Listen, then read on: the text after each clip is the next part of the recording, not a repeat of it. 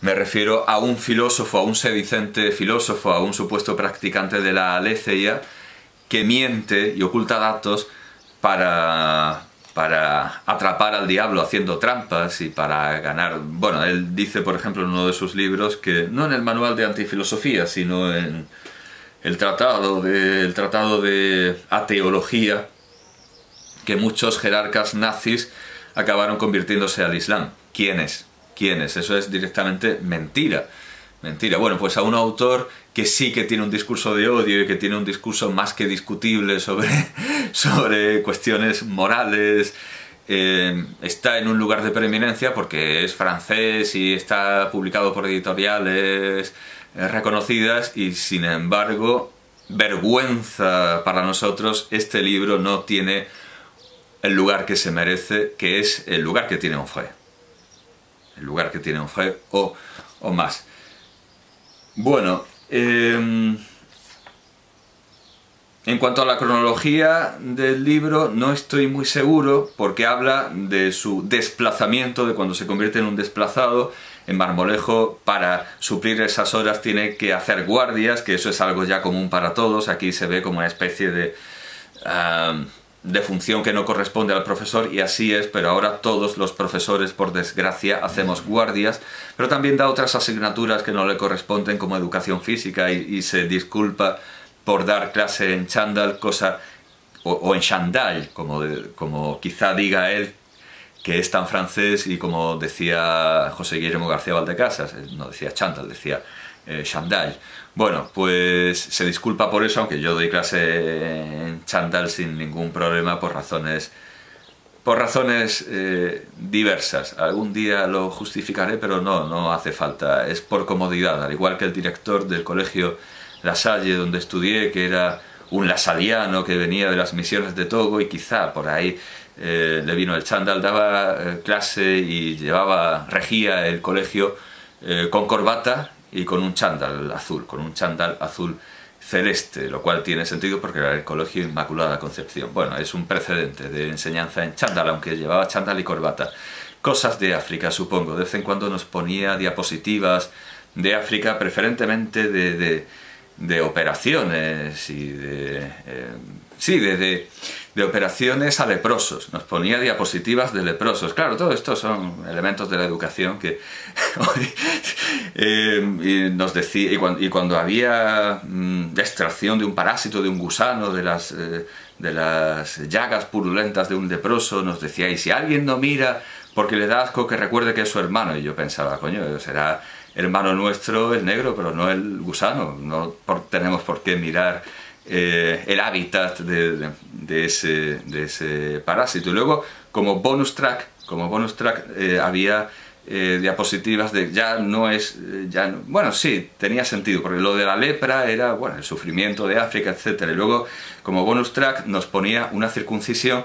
¿Para qué? Para demostrar la tolerancia, porque no era una circuncisión con fines médicos.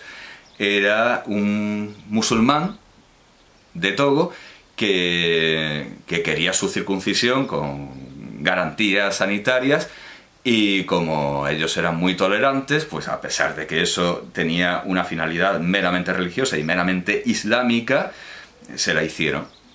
Y lo registraron en fotografías, afortunadamente de mala calidad, con lo cual, como el circuncidado era negro, lo único que se veía era una mancha negra y un punto rojo, afortunadamente. Bueno, en fin, cosas de África, supongo. Pues de ahí puedo decir que me viene lo de dar clase en chándal.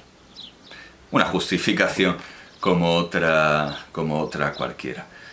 Bueno, ¿a qué venía esto del desplazamiento? Ah, sí, la cronología, que aquí se habla de la manifestación por el cambio climático que ha sido de este año, con lo cual yo creo que funde recuerdos, lo dice, que aquí compendia 20 años de dar clase, y sale ese elemento que es del año anterior, que todo el mundo estaba ahí con Greta Thunberg, y hoy me he encontrado un aula vacía con el aire acondicionado a 16 grados. pero luego hacen manifestaciones por el cambio climático y hacen huelga por Greta Thunberg. Bueno, no está nunca de más decirlo a todos los que me estén escuchando, alumnos y profesores, por favor, que corten el aire acondicionado cuando dejen de usarlo. Que muchas veces los profesores tienen prisa por salir de la clase, se lo dejan encendido. Por favor, que lo pagamos todos. Que lo pagamos todos. Y luego, desde luego, no hay justificación moral para compartir fotos de Greta Thunberg, ni narices, ni gaitas semejantes. Bueno, eso en cuanto a la cronología. Y lo que estaba buscando, simplemente para concluir esta accidentada y extraña crítica, porque se me ha ido la batería al principio y no sé si habré hablado 5 minutos, y eso es, desde luego, espantoso. Sobre todo porque voy a tardar en poner estos vídeos en la lista de visionado, porque antes quiero terminar con Manuel y Antonio Machado, y si lo hago ahora luego tengo que... Así que me disculpe también por esto, porque no solo ha esperado para que leyera su libro, que me pareció fantástico desde el primer momento, sino que tendrá que esperar para que se vea todo de corrido, que me disculpe. Lo que estaba buscando para concluir, decía, era esa mención a lo inusual, lo extrañamente inusual de esta manera de enseñar la filosofía, que a mí me parece la razonable. Bueno, ¿y por qué empezar por lo más duro? ¿Por qué empezar por la filosofía del lenguaje y la metafísica, aunque la filosofía del lenguaje sea lo divertido, que luego nos lo cobra a base de bien? Pues por cuestión de tiempo, porque si cortamos las clases y nos quedamos con algo de política sin dar, pues no pasa nada, pero lo importante es la primera filosofía. Entonces, para dejar dado lo importante y luego volver sobre ello, y es mejor empezar por donde se debe empezar, aunque sea lo más duro. Porque si empezamos por la política y por la moral, corremos el riesgo de hablar de cosas que no son filosofía y hablar exclusivamente de cosas que no son filosofía. Y no encuentro ahora la página, pero en fin, reconoce lo excepcional que tiene hablar de lo que hay que hablar. De Blitiri, que por cierto, le pregunté que dónde lo había tomado, y en la revista me queda claro que lo toma de sus lecturas de Leibniz, en la Confessio Philosophiae. Nomina enim sine re, quem modum si quis diceret Blitiri aut lipusli. Pues hay nombres sin cosa, los nombres que no significan nada. El famoso, en su versión más actual, el famoso Gavagai, eso es, el famoso Gavagai. Bueno, pues antes que el Gavagai entre los griegos estaba Blitiri, que aquí en las notas, donde se profundiza lo que se ha dicho en el libro, aparece con plena bibliografía. Sí, aquí está. Que la cuestión del ser es absolutamente fundamental, por eso empieza, para que no se quede sin dar. En la filosofía antigua entendemos que lo que se enseña aquí es filosofía occidental, y eso es lo que parte de Platón, lo que le cuelga a Platón. En la filosofía antigua apenas puede ser puesto en duda. Surgieron los nombres de Parménides, Gorgias, Platón, Aristóteles. Se mencionó asimismo a Heidegger, el cual a principios del siglo XX obligó a todo el mundo a prestar atención a este asunto, aun si no se compartían sus opiniones. Es cierto también que este interés ha menguado y que la filosofía contemporánea considera más importante ocuparse de otras cosas. Es muy posible que en este mismo momento, a esta misma hora, y esto también tiene un eco de ese mito que tienen los profesores españoles de lo bien que funcionan las cosas en Francia, que en Francia a la misma hora, en el mismo día, en todos los colegios de Francia o en todos los liceos de Francia se está dando la misma lección, que el sistema educativo francés funciona como un reloj. Pero bueno, supongo que será como el mito de que Hitler era un genocida y un tirano y un dictador, pero los trenes llegaban a su hora, y ese mito de que en Alemania los trenes llegan a su hora, cuando yo he sufrido en los ferrocarriles alemanes un retraso de 16 horas, lo cual puedo decir que es un mito. Y lo de la lección que funciona como un reloj, bueno, pues ese conteo de lo que puede estar ocurriendo al mismo tiempo, que en una famosa película francesa es un conteo de los orgasmos que se están produciendo, bueno, aquí es de las lecciones, no salimos de Francia, pero bueno, como estamos en España, ese mito de que a la misma hora se da la misma lección cobra realidad cuando lo que se dice para España es muy posible que en este mismo momento, a esta misma hora, profesores de filosofía como el nuestro estén dando sus clases a muchachos como nosotros, habla el alumno, el discípulo